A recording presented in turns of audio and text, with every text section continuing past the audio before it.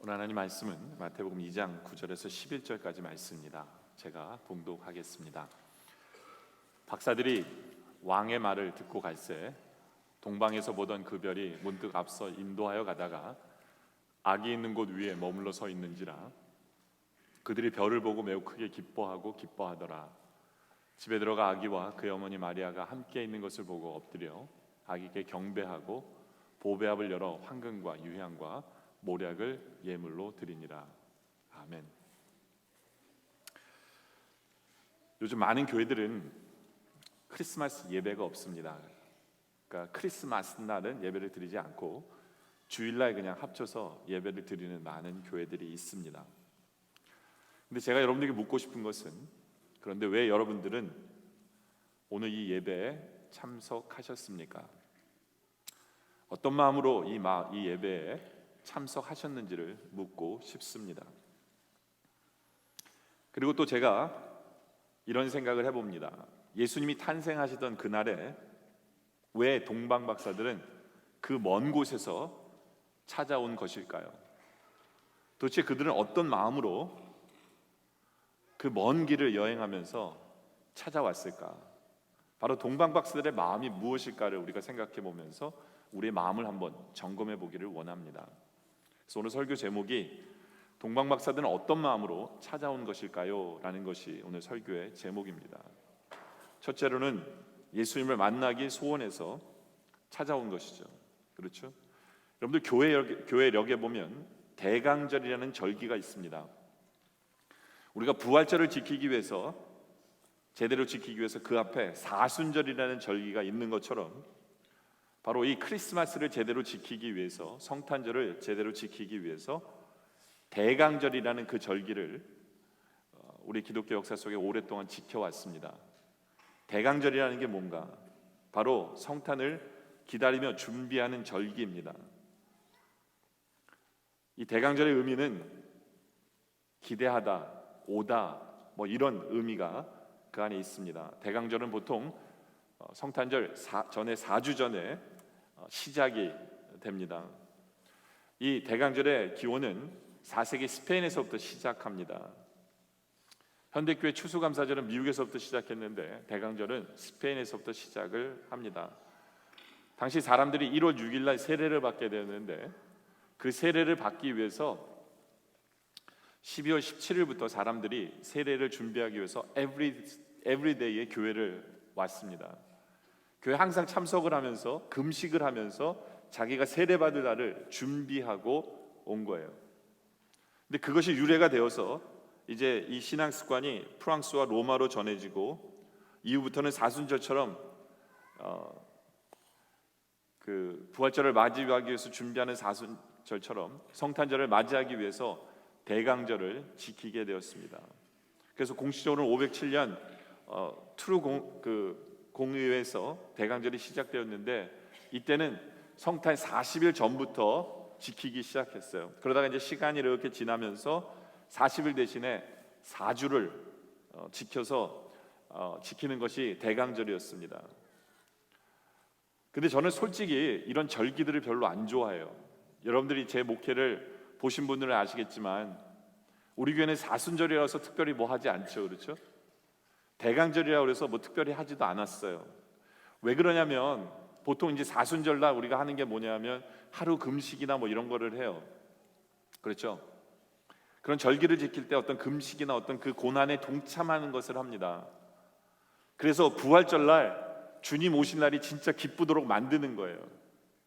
근데 저는 이게 헷갈리는 게 뭐냐면 성도들의 모습이 헷갈리는 게 저분들이 주님이 부활하셨기 때문에 기쁜지 아니면 이제는 금식을 안 해서 기쁜지 이게 헷갈리는 모습들을 보면서 저는 별로 절기를 좋아하지 않아요. 대강절도 마찬가지예요. 이 크리스마스의 이 성탄절을 제대로 기뻐하기 위해서 금식하고 뭐 어떤 고난에 동참하고 뭐 이런 절기를 지키는 모습들이거든요. 저는 그런 것을 통해서 우리의 기쁨을 유발시킬 필요가 있을까라는 생각을 해봐요. 물론 우리는 크리스마스 정말 기뻐해야 돼요. 예수님이 우리를 만나기 위해서 오셨기 때문에, 우리가 주님을 만나는 날이기 때문에 우리는 기뻐해야 돼요. 물론 어떤 분들은 그렇게 얘기합니다. 목사님이 그래도 그런 절기를 지키는 동안에 우리가 좀 더 거룩하고 경건한 삶을 살 수 있지 않냐고, 예? 그러면서 준비할 수 있지 않냐고. 근데 그게 반대로 보면요, 우리는 그 절기 때만이 아니라 우리는 매 순간 거룩하게 살아야 돼요. 매 순간 경건하게 살아야 돼요. 그때만이 아닙니다. 그때만이 아니에요. 그러나 중요한 것은 사람들은 성탄절에 기쁨으로 주님을 만나기 위해서 그런 준비를 했다라는 거예요. 그때 우리도 우리의 마음속에는 내가 정말 주님을 만나고 싶은가, 그리고 그 기쁨을 누리고 싶은가, 그것에 대한 소망이 있는가를 생각해 봐야 돼요. 그 소망이 넘치다 보니까 대강절을 만든 거예요. 주님 오심과 기다림. 왜 이게 오심과 기다리냐면, 예수님의 이 땅에 처음 오시면 초림이라고 그러거든요. 그 오심을 얘기하는 거고, 기다리라는 것은 우리 주님이 이제는 우리 영원한 그 하나님의 나라를 세우기 위해서 다시 이 땅에 오시는 그날, 그래서 오심과 기다림이 대강절의 의미입니다. 여러분들, 어떤 면에 있어서 우리의 인생은 기다림의 연속이에요. 그렇죠? 기다렸다 만났다, 기다렸다 만났다, 어쩔 때는 기다려도 안 오고 못 만날 그런 것도 인생에 있어요. 네. 여러분들, 우리가 지금도 기다린다라는 그것은 우리가 지금도 살아있다라는 의미예요. 그 때문에 이 기다리는 것은 굉장히 행복한 사람의 고민입니다. 그리고 가장 행복한 그러한 고민은 예수님을 만나고 싶은 고민이에요. 그것은 우리가 영적으로 살아있다라는 얘기예요. 그 사람은 영적으로 행복한 사람이라는 거죠. 그리고 그 기다림 후에 예수님이 우리와 만나 주실 때 그것은 우리의 기쁨이 배가 되는 거죠. 그렇죠? 여러분들, 세상에는 아무리 기다려도 오지 않는 것이 있어요. 기다려도 지치는 것이 있고, 근데 예수님은 오셨어요. 구약에서 그렇게 기다렸는데 예수님이 오셨어요. 구약의 선지자들이 예언해 놓은 대로 예수님께서 오셨어요. 뿐만 아니라 다시 오십니다. 처음에는 어린 양으로 오신 주님께서 이제는 세상의 심판주로 이 땅에 다시 오세요. 그리고 지금도 날마다 우리를 찾아오시고 우리와 만나주시는 분이세요. 어떻게 해요? 지금도 성령으로 오셔서 우리 아픔을 다 어루만져 주시고 감싸주시고 힘주십니다. 필요 때마다 채워주시고 역사하고 계시는 것이 우리 주님이세요. 또 주님은 날마다 우리에게 말씀을 통해서 우리에게 찾아오십니다. 지금 이 시간에도 여러분에게 찾아오신 거예요. 여러분이 우리 주님을 만나고 싶은 소원만 있다면 언제든지 우리 주님은 만나 주시는 분이세요. 그래서 말씀을 주셔서 우리에게 용기를 주시고 우리의 믿음을 더해 주십니다.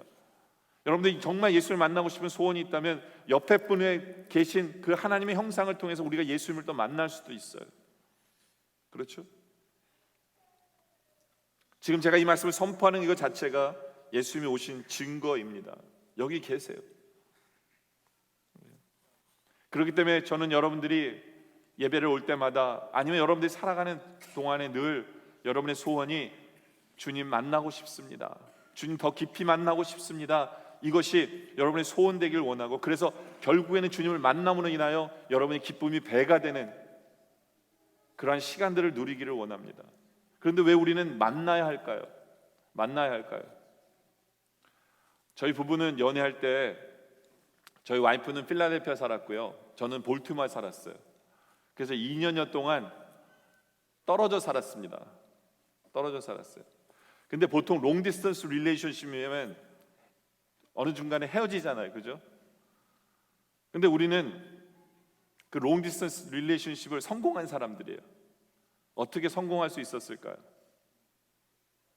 왜냐하면 저희 아내가 매주 금요일 날마다 내려왔습니다. 운전하고 그 먼 거리를 한 주도 빠짐없이 매주 내려왔어요. 뭐 그 다음 주가 파이널이든 아니든 금요일 날이면 매주 내려왔어요. 그리고 금요일 저녁, 토요일 주일을 같이 보내고 주일날 밤 11시에 다시 운전을 하고 갔어요. 지금 생각하면 되게 감사하죠. 그렇죠? 물론 저희 아버님은 이제 제가 섬기던 교회 목사님이고 저희 와이프가 다니는 교회 목사님이었기 때문에 저희 아버님은 그렇게 생각했어요. 이 애가 매주 예배를 드리러 이렇게 한 주도 빠짐없이 오는구나. 저희 아버님은 그렇게 생각하셨어요. 물론 저희 와이프도 물어보진 않았지만 그건 아닐 것 같아요. 그 롱디스턴스가 성립이 될 수 있었던 이유는 매주 만났기 때문에 그래요. 물론 여러분들은 오해하시면 이럴 수도 있어요. 저 목사 그 와이프가 자기를 얼마나 쫓아다녔는지를 지금 저렇게 얘기하는구나라고 얘기할지 모르지만 그 얘기하는 건 아니에요. 여러분들 표정에 그런 표정이 있어서 그건 아니에요. 저희가 얼마 전에 저희 집을 정리하다 보니까 제가 써준 편지가 저희 와이프가 모아놨더라고요. 근데 이만한 박스에 한가득이었어요. 그러니까 저희 와이프가 쫓아다닌 게 아니죠, 그렇죠? 그러니까 그건 오해하지 마시고, 중요한 것은 이거예요. 만나지 않으면 관계는 성립이 되지 않아요. 여러분들이 예수님을 만나지 않는다면, 여러분의 어떤 삶 속에서 만나고 싶은 소원이 있고, 그리고 그 만남의 어떤 기쁨을 누리지 못한다면 여러분들의 신앙은 자라날 수가 없어요. 여러분들이 이 예배를 와서 예배를 통해서 예수님을 만나지 못한다면 예배드리고 싶어지지 않아요. 예배드리는 것이 괴로움의 시간이에요. 그렇죠? 예수님을 만나는 여러분들이길 원합니다. 근데요, 예수님을 만난다는 것은 그냥 만나지는 게 아니에요. 그냥 만나지는 게 아니에요. 동방박사들이 아주 좋은 예인데요, 동방박사들은 아기 예수에 대한 사모함이 있었기 때문에 그 먼 거리를 온 거예요. 지역적으로 본다면요, 바벨론에서 동쪽으로 정말 엄청난 거리를 온 거예요. 지금처럼 교통도 좋지 않습니다. 몇 달이 걸렸는지도 몰라요, 이 사람들이요. 안전도 안 좋아요. 거기를 통과하는 그 길은, 그 사막길에서 도적질을 얼마나 많이 만날 수 있는지 생명을 걸고 오는 길이에요. 그렇죠? 근데 이 아기 예수를 보겠다는 그 일념 하나로 이들은 그 어려운 길을 걸어왔다는 거예요. 여러분도 우리가 예수를 만나는 그 소원이 있으세요? 그렇다면 우리 앞에 힘들고 어렵고 그것을 막는 일들을 다 해치고 담대하게 나올 때 우리가 주님을 만날 수 있어요. 세상은 우리를 쉽게 예수 그리스도를 만나게 하지 않아요. 세상은 우리를 호락호락 그렇게 내버려두지 않습니다. 사탄은 내버려두지 않아요.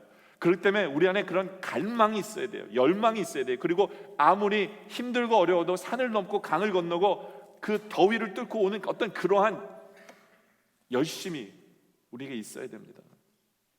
그리고 동방박사들에게는 구별됨이 있었어요. 그게 무슨 얘기냐면 그들은 박사예요. 다시 말해서 자기 고국에 그들이 계속 있었다면 그들은 등 따시고 배부르고 편안하게 살 수 있었어요. 편안하게 자기 세상적인 쾌락을 누리며 즐거움을 누리며 영화를 누리며 살 수 있었어요. 그런데 동방박사들은 자신들은 세상과 구별된 삶을 이별한 거예요. 세상과 이별한 거예요. 세상의 유행을 쫓지 않았어요. 세상의 쾌락에 만족하지 않았어요. 만왕의 왕을 찾아서 길을 나선 거예요. 나는 아기 예수를 만나야 되겠다. 세상을 거스리고 찾아온 거예요. 우리도 마찬가지예요. 우리가 예수를 정말로 만나고 싶으시다면, 그 소원이라면, 그런 대망이 여러분에게 있다면, 우리는 우리 앞에 있는 어려움을 해치고 세상에 우리를 붙들 때 그것을 끊어버리고 구별된 삶으로 나올 때 드디어 예수를 만날 수 있는 거예요. 바로 그러한 열심과 그러한 사모함으로 인하여 결국엔 여러분들이 예수를 만나는 그러한 간증이 넘치는 여러분 모습이기를 원합니다. 두 번째는 예배드리기 위해서예요. 약 2,000km가 나는 그 거리를 찾아온 동방박사들이 왜 왔느냐, 그들의 말에 답이 있습니다. 2절에 보면 유대인의 왕으로 나시니가 어디 계시냐, 우리가 동방에서 그의 별을 보고 그에게 경배하러 왔다라고 얘기합니다. 온 이유가 여기 있어요. 경배하기 위해서, 다시 말해서 예배드리기 위해서입니다. 예배드리기 위해서. 그리고 예수님을 만나자마자 2장 11절에도 이들의 행동이 바로 그거예요. 집에 들어가 아기와 그 어머니 마리아가 함께 있는 것을 보고 엎드려 아기께 경배하고 라고 써 있어요. 이들의 목적은 예수님을 예배하기 위해서, 예수를 만나 예배하기 위해서 나왔어요. 여러분들, 성탄절을 영어로 우리가 뭐라고 합니까? 메리 크리스마스, 크리스마스라고 얘기하죠. 우리 아까도 메리 크리스마스라고 얘기했잖아요. 근데 이 단어가 무슨 뜻인지 여러분들 아시잖아요. 크리스마스는 크라이스트, 그리고 마스는 메스라는 뜻이에요. 예수님을 향한 예배예요. 거기에 메리가 들어간 뭐예요? 행복한 크리스마스 예배가 되십시오라는 인사예요. 근데 세상 사람들이 예배도 안 드리면서 그 인사하는 건 그들의 무식이 들통나는 겁니다. 예배도 안 드리면서 무슨 크리스마스예요? 그렇잖아요. 여러분들은 그 인사할 자격이 주어지는 거예요. 왜요? 성탄절은 예배를 통해서 그 기쁨이 완성이 되기 때문에 그래요. 여러분들, 우리 인간은 종교적 존재예요. 그렇기 때문에 절대자 하나님 앞에 나아가 우리가 경배할 때 우리는 감격과 기쁨을 맛보고 우리의 영혼이 만족되어지게 됩니다. 그래서 우리가 찬양할 때 큰 감동과 기쁨이 있는 이유가 거기 있어요. 우리가 힘들고 우울할 때도 예배하고 주님께 찬양할 때 우리는 어느새 우리 안에 기쁨이 샘솟는 것을 느끼게 돼요. 사도 바울을 보세요. 그는 억울하게 감옥에 복음을 전하다가 잡혀서 감옥에 갇혔을 때 그는 예배하며 기뻐하며 찬양했죠. 그래서 사도행전 16장 25절에 보면 한밤중에 바울과 실라가 기도하고 하나님을 찬송하며 제수들이 들었어요. 얼마나 크게 찬송했으면, 얼마나 크게 예배드렸으면 제수들이 다 들었을까요? 아무도 못 말리는 거예요. 그건 이게 바로 예배의 기쁨인 거예요. 그렇죠? 이 기쁨을 알기에 동방박사들은 그 먼 길을 찾아온 거예요. 그리고 이들은 기뻐하고 기뻐했다라고 얘기합니다. 여러분들은 어떠세요? 예배의 기쁨이 있으십니까? 신앙의 연륜은 깊어지는데 혹시 반복되는 예배 가운데 익숙해져서 냉랭한 매너리즘 속에 빠져 있는 것은 아닙니까? 예배의 간격을 느껴본 적은 언제 있습니까? 네. 만약에 여러분들이 예배의 간격을 느껴본 적이 한 번도 없다면 여러분들은 죄송하지만 아직 신앙생활을 본격적으로 못 해본 거예요. 그리고 혹시 여러분의 간격이, 예배의 간격이 식어졌습니까? 그건 나도 모르게 신앙에 병이 든 거예요. 아무쪼록 이 성탄의 계절에 예배의 기쁨을 회복하고 마음껏 맛보는 저와 여러분들이 되기를 원합니다. 그런데 이 동방박사들의 예배는 제대로 된 예배라고 할 수 있는 이유는 뭐냐 하면 그들의 예배에는 헌신, 즉 드림이 있었어요. 주를 위한 드림이 있었어요. 동방박사들은 먼 길을 올 때 빈손으로 오지 않았습니다. 예물을 가지고 왔어요.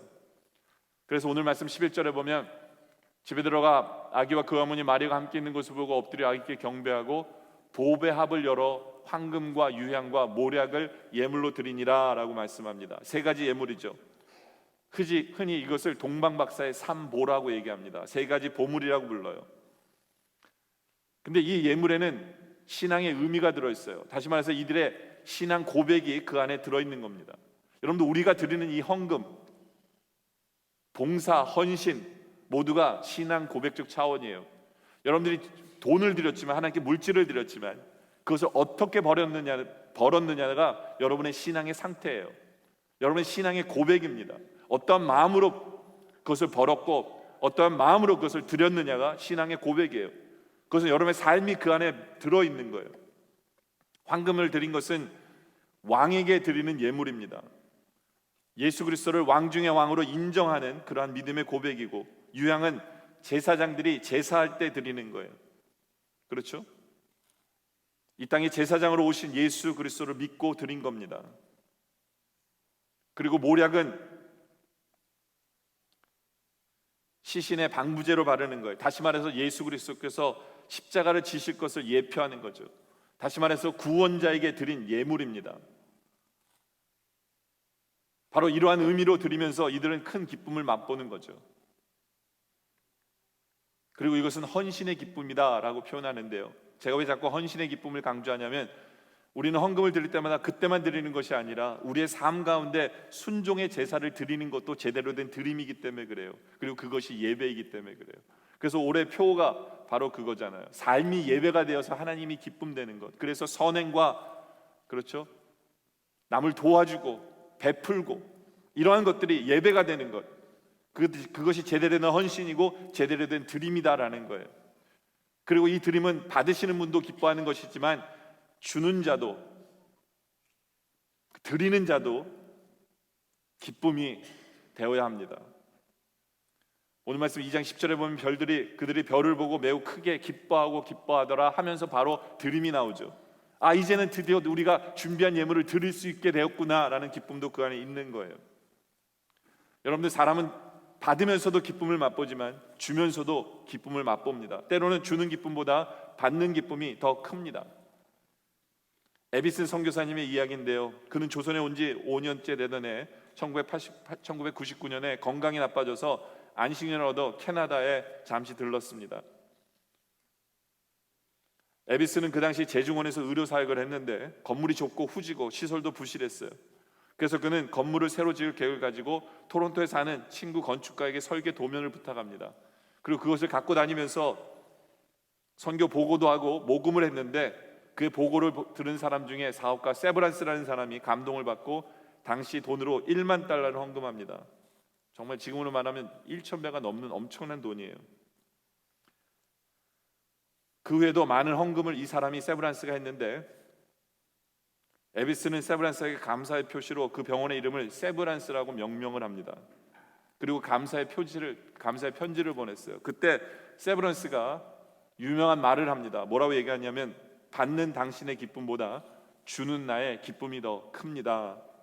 You are no longer happier to receive it than I am to give it 이라는 유명한 말을 합니다. 맞아요. 제대로 드린다면 그 기쁨은 이루 말할 수가 없는 것입니다. 그리고 하나님께 우리가 제대로 드리기 위해서는 우리 하나님께서 가장 기뻐 받으시는 것이 무엇일까를 고민할 필요는 있습니다. 그것은 바로 전도의 헌신이 아닐까 생각해요. 한 영혼을 전도해서 그 사람이 구원받는다면 우리 예수님이 이 땅에 오신 목적을 이루는 그런 도구가 되는 것이기 때문에 그래요. 왜 예수님이 아기 예수로 인간의 몸으로 이 땅에 오셨습니까? 한 영혼이라도 더 구원하기 위해서 오신 겁니다. 바로 그 의미를 우리가 안다면 이 성탄절은 우리는 바로 복음을 전하는 기회로 삼아야 되고, 그 영혼을 드리는 그 드림으로 이어질 때 우리 하나님께서는 기뻐하시는 시간이 되신다라는 거죠. 많은 사람들이 유흥에 젖어 있습니다. 그래서 오히려 더 우울해지는 사람들도 많아요. 그러한 시대 속에서 우리는 지금 이 시대가 크리스마스가 가장 외로운 넘버원 데이거든요. 그때 우리가 복음을 전하고 그들을 위로하고 그들에게 힘이 된다면 바로 주님에게 가장 좋은 드림이 되고 우리에게도 기쁨 충만한 드림이 될 수 있다는 것을 기억하시기 바랍니다. 이것이 올해 표를 이루어드리는 바로 시간이 되는 것이죠. 세 번째는 알고 싶어하는 마음이 동방박사들의 마음이었어요. 동방박사들은 예수님의 예루살렘에 오기 전부터 예수님에 대해서 믿고 있었어요. 믿었기 때문에 온 거예요. 그렇죠? 근데 어디서 탄생할지는 잘 몰랐어요. 그래서 와서 물어봅니다. 어디에 와서? 예루살렘에 와서 물어봐요. 그래서 2장 2절에 유대인 왕으로 나신 이가 어디 계시냐라고 묻습니다. 이 질문은 전혀 잘못되진 않았어요. 유대인으로 나신 이가 어디 계시냐? 우리도 이와 비슷한 질문을 해야 돼요.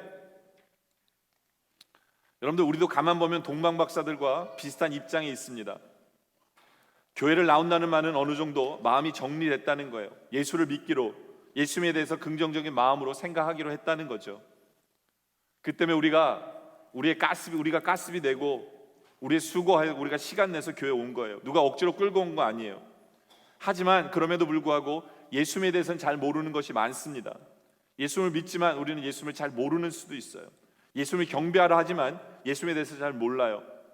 그렇기 때문에 교회가 예수님에 대해서 알려주기를 원하는 것이죠. 그렇기 때문에 우리도 동방박사들처럼 이 질문이 필요합니다. 유대인의 왕으로 나신 이가 어디 계시냐? 주님이 어디 계십니까? 네. 그 질문과 우리는 많은 것을 배울 필요가 있어요. 물론 이렇게 얘기할 수 있어요. 잘 모르면서 어떻게 믿을 수 있느냐? 그 이유는 믿을 만한 충분한 이유가 있기 때문에 그래요. 동방박사들은 예루살렘까지 오기 전에 이들은 잘 몰랐지만 그 별을 보고 믿었어요. 이것은 신비한 경험입니다. 이거는 남들에게 얘기해서 이게 되는 게 아니에요. 세상 사람들은 똑같이 그 별을 봤지만 동방 박사들만 그 별을 보고 쫓아왔습니다. 그러나 그들에게는 이것이 충분한 이유가 됩니다. 개인적인 이유들 될 수 있고 주관적인 경험일 수도 있지만 본인에게는 충분한 이유가 돼요. 여러분들, 결국 신앙은 신비한 거예요. 우리가 아무리 신앙을 설명하고 합리화하고 연구하고 의논하고 가르친다고 해도 신앙에는 신비한 요소가 빠질 수가 없어요. 영적인 요소가 있기 때문에 그래요. 이것이 신앙을 신앙으로 만드는 거예요. 그래서 이것을 배제하면 신앙이 아니에요. 아무리 포스트 모던 시대에 산다 하더라도 신비라는 요소를 우리는 배제할 수 없습니다. 신앙은 신비한 거고요. 사람이 신앙을 갖게 된 동기에는 신비한 게 있어요. 이것을 느끼는 사람만이 믿는 거예요. 느끼지 못하면 그 사람은 믿음이 없어요. 사울이 다메섹 도상에서 예수 그리스도의 음성을 들었을 때 수많은 사람들이 같이 걸어가고 있지만 오직 사도 바울만이 그 음성을 들었어요. 그런 신비한 경험이 있어요. 그는 굉장히 신비적인 사람은 아니에요. 그는 굉장히 오히려 합리적인 사람입니다. 그는 학자요, 변론가요, 남자요, 행동하는 사람입니다. 근데 그가 그런 것을 경험할 것을 기대하지도 않았어요. 그러나 사울에게 이런 일이 신비한 경험이 있음으로 인하여 그의 인생이 뒤바뀌게 되는 거죠. 그러니까 이 믿음에는 신비한 경험이 분명히 있어요. 그 때문에 지식과 믿음은 이게 비례하지 않아요. 알기 때문에 믿는 게 아닙니다. 그 반대예요. 믿기 때문에 우리는 알게 돼요. 만약에 지식과 믿음이 비례한다면 신학교 교수들이 믿음이 제일 좋게요. 그런데 그렇지 않아요. 그렇지 않습니다. 만일 지식과 믿음이 비례한다면 본문에 나오는 서기관들, 예수 그리스도가 어디에서 났는지 알고 있는 그들은 믿음이 최고게요. 그렇지 않습니다. 서기관들은 예수님이 어디서 태어난다는 걸 알고 있었지만 가서 예배드릴 생각도 하지 않았어요. 오히려 모르는 사람이 물어 가서 찾아갑니다. 그 때문에 학생이 스승보다 믿음이 더 좋을 수 있는 가능성이 여기에 있어요. 다만 결정적인 순간에 알려주는 사람이 필요할 뿐이에요. 여러분들, 우리에게는 예수를 믿다 보면 많은 질문들이 생깁니다. 그리스도인이라고 해서 질문이 없는 게 아니에요. 오히려 믿기 때문에 생겨요. 성경을 하나님의 말씀으로 믿지 않는 사람은 성경이 왜 기록되는지, 어떻게 기록되는지 관심 없어요.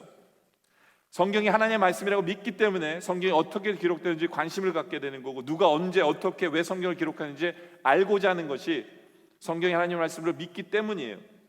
또 하나님께서 우주 만물을 창조하셨다고 믿지 않는 사람들은 우주의 기원에 대해서 궁금하지 않아요. 우주에 대해서, 기원에 대해서 왜 궁금하느냐? 역설적으로 표현하자면 그들은 하나님이 천지 창조하셨다는 것을 오히려 알고 있기 때문에 우주에 대해서 우주를 찾게 되는 거예요. 그렇기 때문에 질문이 생기는 것, 전혀 잘못된 것이 없습니다. 어디 계시느냐? 주님 어디 있습니까? 어떻게 하면 주님을 만날 수 있습니까? 이런 질문들을 가지는 것은 전혀 잘못되지 않았습니다. 그러나 이러한 질문이 생겼을 때 누구에게 물어보느냐는 정말로 중요합니다. 제가 동방 박사들 보면서 늘 안타까워하는 것이 뭐냐 하면, 왜 그 질문을 예루살렘에 가서 왜 그 질문을 헤롯 왕에게 그 질문을 했느냐는 거예요. 그 질문을 했기 때문에 헤롯 왕이 왕이 났구나를 알게 된 거예요. 그래서 알게 됨으로 말미암아 어떻게 합니까? 마태복음 2장 16절에 보면, 이에 헤롯이 박사들에게 속은 줄 알고 심히 노하여 사람을 보내어 베들레헴과 그 모든 지경 안에 있는 사내 아이를 박사들에게 자세히 알아본 그때를 기준하여 2살부터 그 아래로 다 죽였습니다. 왜 2살부터 그 아래 죽였을까요? 그 이유는 언제 태어나는지 헤롯은 알지도 못해요. 언제 나실지도 알지도 못하는 사람이에요. 그런 사람에게 그런 인포메이션을 알려준 거예요. 그래서 2살 아래 베들레헴이나 모든 아이들이 죽게 된 거예요. 잘못된, 제대로 된 질문이지만 잘못된 사람에게 물음으로 나타나는 현상입니다. 물론 이 질문을 통해서 우리는 이렇게 얘기할 수 있어요. 질문했기 때문에 베들레헴에서 나신 걸 알게 된 거 아니냐? 왜냐하면 2장 4절에 보면 모든 왕이 모든 대제사장과 백성의 서기관들을 모아서 그리스도가 어디서 나겠느냐 물으니 이르되 유대 베들레헴이니 이는 선지자로 이렇게 기록된 바 또 유대 땅 베들레헴아 너는 유다의 고을 중에 가장 작지 아니하도다. 내게서 한 다스린 자가 나와서 내 백성 이스라엘 목자가 되리라 라고 하였습니다. 다시 말해서 인포메이션을 받았어요. 예수님은 베들레헴에서 나신다라는 인포메이션을 받았으니까 물어보는 게 중요하지 않았느냐? 근데 저는 그렇게 생각하지 않아요. 안 물어봤으면 못 찾아갔을까요? 찾아갈 수 있어요. 오히려 그 얘기를 들었음에도 불구하고 이들은 베들레헴을 찾아간 게 아니에요. 마태복음 2장 9절에 보면 박사들이 왕의 말을 듣고 갈새 동방에서 보던 그 별이 문득 앞서 인도하여 가다가 별 보고 쫓아간 거죠. 그 얘기 듣고 쫓아간 거 아니에요. 이들은 GPS가 있어서 베들레헴, 오케이, 베들레헴 찍어서 찾아갈 수 있는 게 아니에요. 베들레헴이 어느 방향인지도 모르는 사람들이에요. 베들레헴, 결국 우리가 도착하면 저 별 따라서 가면 베들레헴이겠구나 정도 아는 거예요. 이들이 예수님이 베들레헴에 태어나는지 몰라도 돼요. 뭐만 하면 돼요? 이들은 별만 쫓아갔으면 됐어요. 근데 이들은 별을 쫓아가지 않은 이유가 뭡니까? 지나오다 보니까 예루살렘이에요. 여기가 수도예요. 여기에 왕들이 사는 도시예요. 그러다 보니까 당연히 왕이 태어나면 여기겠거니 하고 자기의 생각과 자기의 개념을 넣은 거예요. 자기의 경험을 넣은 거예요. 여기서 별빛은, 별이 좀 의미하는 것은 하나님의 말씀이에요. 그냥 하나님 말씀만 쭉 쫓아가면 되는데 쫓아가다 보니까 세상이 보이니까 세상에 들어간 거예요. 세상 속에서 영적인 질문들을 해나가기 시작한 거예요. 이것이 문제라는 거죠. 그냥 말씀만 쫓아가면 돼요. 말씀이 좀 답답할 수는 있어요. 내가 지금 어디로 쫓아가는지 답답할 수는 있지만 쫓아가면 돼요. 말씀만. 어떤 세상의 생각이나 세상의 경험이나 세상의 지식으로서 어떤 답을 얻으려고 하지 마시라는 거예요. 특히 엉뚱한 사람에게 이런 질문을 던짐으로 인해서 여러분들이 어떤 답을 얻을 거라는 생각을 하지 마시라는 겁니다. 이것이 굉장히 중요해요. 여러분들이 엉뚱한 사람에게 엉뚱한 답을, 이 성경적인 답을 얻으려고 하다가 이단에 빠지는 사람들도 되게 많아요. 여러분들에게 질문이 있다면, 특히 성경적인 질문이 있다면 누구에게 물어봐야 돼요? 저에게 물어봐야 돼요. 목사를 이용하세요. 그러라고 목사가 있는 거예요. 여러분들 지난해, 아직은 뭐 한 해가 안 됐지만 2015년 우리 순장님들이 이렇게 순모임 하다가 몇몇 순들이 좀 힘든 일들이 있었던 순들이 있어요. 근데 그분들이 저에게 얘기하시는 게 뭐냐면, 이거는 이러지 말았어야 하는 건데 라는 그런 얘기를 하세요. 그 중에 하나가 뭐냐면, 아마도 저희가 이렇게 창세기를 공부하다가 많은 순에서 그거에 대한 질문들이 나왔던 것 같아요. 성경에 대한 질문들이. 그걸 순장에게 하신 것 같아요. 그 순장이 하시니까 이제 순장님은 본인이 아는 한도에서 그것을 답을 해드렸겠죠. 근데 문제는 그게 문제가 되는 경우가 참 많습니다. 뭐냐면 순장님들은 그분들이 신학 공부를 한 분들이 아니에요. 우리 교회에서 그분들이 순장님을 하시겠다고 하실 때 순장님을 오케이 하는 이유가 뭐냐면, 그분들을 우리가 신앙적으로 뭐 깊이 훈련을 시켜서 순장을 시키는 게 아니라 우리는 그분들의 은사를 보고 순장을 시키는 거예요. 어떤 은사냐면 사람들을 모으고 사람들과 교제하고 사람들을 케어할 수 있는 그 은사를 보고 그분들이 순장님이 되신 거지, 성경의 지식으로 순장이 된 게 아니에요. 다시 말해서 순모임은요, 그러한 질문을 하는 시간이 아니에요. 성경에 대한 질문하는 시간이 아니에요. 근데 성경에 대한 질문하니까 순장님들이 아는 대로 답해줬는데, 문제는 순원들과 그 답이 어구리가 안 되니까 순사이가 더 이상해진 거예요. 순모임이 더 이상해지는 그런 순들이 많았어요. 여러분 기억해 주세요. 순모임은 성경의 답을 얻기 위해서 나가는 시간이 아니에요. 순모임은 여러분들이 말씀을 받으면 우리가 어떻게 살까도 아니에요. 내가 이 말씀대로 어떻게 살 것인가에 대한 그런 고백을 하는 시간이에요. 말씀대로 살기 위해서 노력하는 시간이지, 말씀에 대한 답을 얻으려고 하는 시간 아니에요. 말씀에 대한 질문 있으면 저한테 하세요. 이메일이나 전화로 하시면 답을 해드려요. 이해하시겠죠? 또 순모임 중에 발생하는 것 중에 하나가 뭐냐면, 어떤 성도들이 기도해달라고 자신의 문제를 얘기합니다. 자신의 문제를 얘기해요. 그런데 그 문제를 들은 순원들이 기도해드리겠습니다 하면서 함께 아파하고 함께 기뻐하면 되는데, 함께 아파하고 기뻐하는, 좋은 일에는 기뻐하라는 얘기예요. 함께 아파하고 그리고 기도해드리면 되는데, 그런 게 아니라 꼭 답을 주려고 하는 사람들이 있어요. 여러분들 그러라고 그분이 얘기한 거 아니에요. 순모임에서는 기도하다라고 부탁한 거지, 어떤 성경적인 답, 어떤 신앙적인 답을 요청한 게 아니거든요. 주지 마세요. 그런 부분은요, 목사도 답을 안 해줘요. 잘. 왠지 아세요? 저도 그분의 삶을 다 알지 못하기 때문에 그거에 대한 답을 다 몰라요. 마치 욥처럼 돼버리는 거예요. 욥이 힘들다고 얘기했을 때 답을 주려고 하다가 오히려 관계가 무너지는, 그래서 순들이 아픈 것도 있어요. 어떤 성경적인 답, 이건 어떤 면에서 하나님만 그래서 우리가 기도하는 것이 답이에요. 어떤 문제가, 어떤 성도가 어떤 문제를 갖고 있으면 그분만큼 생각을 깊이 한 사람이 없어요. 여러분들 머리에 잠깐 떠오른다 그래서 그게 답이 아닙니다. 그렇죠? 기도해 주세요. 그러니까 우리가 답을 얻는 것은 어떤 좀 더 깊은 묵상을 통해서, 하나님의 말씀을 통해 깊은 묵상을 통해서, 어떤 말씀을 들음으로 말미암아, 그렇죠? 기도함으로 말미암아, 그러면서 답을 얻어가는 거죠. 어떤 내 삶의 문제에 대해서 누구에게 말을 들어서 답이 아니다라는 거예요. 근데 이런 것을 잘못하게 되면 오히려 문제가 발생하고 아픔이 일어나요. 마치 동방 박사들이 엉뚱한 것에 질문하고 엉뚱한 것에 답을 얻고 하려다가 문제가 발생했던 것처럼. 그렇죠? 결국에는 어떻게 됩니까? 엉뚱한 곳에 가서 질문하다 보니까 늦게 도착한 거예요. 그래서 동방 박사들은 어디에 도착합니까? 마태복음 2장 11절에 보니까 집에 들어간 거예요. 무슨 얘기인지 아시겠죠? 목자들은 다 왔다 갔어요. 구유에. 근데 동방 박사들은 엉뚱한 데서 시간 보내니까 구유에 온 게 아니라, 뭐 예수님이 동방 박사들 기다리기 위해서 그 다음 날에도 구유에서 기다리고 있는 게 아니잖아요. 집에 들어가 계신 거예요.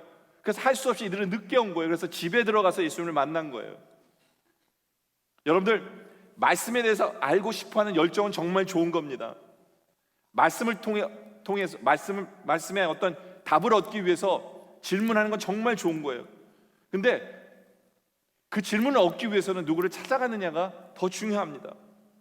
저는 여러분들이 많은 질문을 갖기를 원하고 말씀을 사모하기를 원하고 더 알고 싶어지기를 원해요. 저한테 이메일 보내세요. 질문하세요. 성경에 대한 질문은 언제든지 답해드립니다. 그러나 여러분의 삶 가운데 하나님이 주시는 여러분의 말씀을 얻고자 한다면 저한테 기도 요청을 하는 게 맞아요. 여러분의 묵상이 더 필요합니다.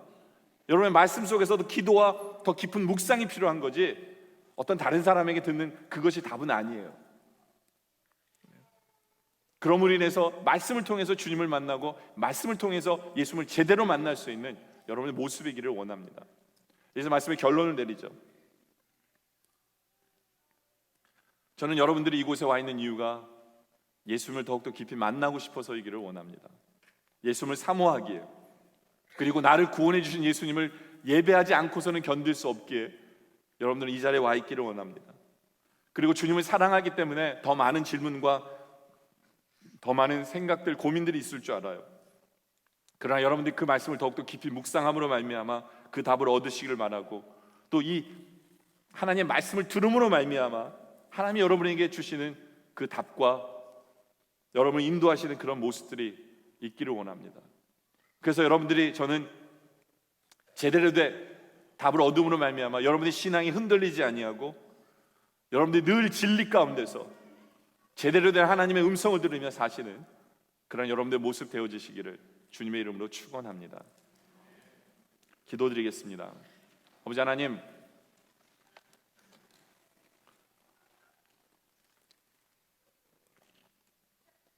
감사합니다. 우리와 만나주시기 위해서 이 땅에 오시고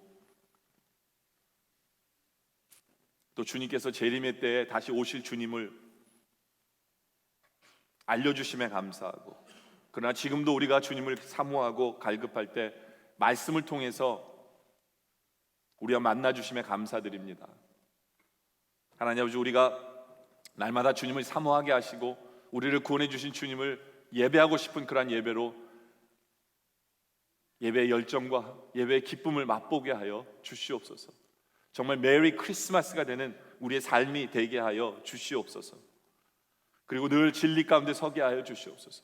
주님을 사랑하기에 수많은 질문들이 있지만 제대로 된 답을 얻게 하여 주시고, 우리의 신앙이 흔들리지 않게 하시고, 우리 삶에 어떤 문제가 있을 때 하나님의 음성을 듣고 싶을 때 더 깊은 묵상과 더 기도로 나아감으로 말미암아 하나님을 통해 답을 얻을 수 있는 우리 성도들 되게 하여 주시옵소서. 그리하여 진리 되신 우리 예수님을 만나게 하시고, 진리 되신 예수님을 말미암아 우리의 신앙이 더욱더 곤고하게 흔들리지 아니하고 섬으로 말미암아 우리 주님을, 우리와 만나주시는 주님이 더 기쁘게 하여 주시옵소서. 이 땅에 오신 주님을 찬양하오며 감사드리오며 예수 그리스도의 이름으로 간절히 기도드립니다. 아멘.